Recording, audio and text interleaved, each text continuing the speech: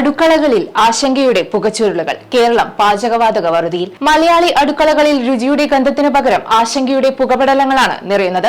സംസ്ഥാനത്തെ കുടുംബങ്ങളെ ആകെ വട്ടം കറക്കി പാചകവാതക വിതരണത്തിലുണ്ടായ അപ്രതീക്ഷിത തടസ്സം തുടരുകയാണ്. വരാനിരിക്കുന്ന ആഘോഷ നാളുകളെ വരവേൽക്കാനൊരുങ്ങുന്ന സാധാരണക്കാരന് തീരാത്ത കാത്തിരിപ്പിന്റെ കൈപ്പേറിയ അനുഭവമാണ് ഇത് നൽകുന്നത്. സിലിണ്ടറുകൾക്കായി ഏജൻസികൾക്ക് മുന്നിൽ ഫോൺ വിളിച്ചും നേരിട്ടെത്തിയും മടുക്കുന്ന ജനത വിറകടുപ്പുകളുടെ പഴമയിലേക്ക് മടങ്ങേണ്ടി വരുമോ എന്ന ആശങ്കയിലാണ്. വിതരണ ശൃംഖലയുടെ നട്ടലൊടിഞ്ഞ അവസ്ഥയാണ് നിലവിലുള്ളത്.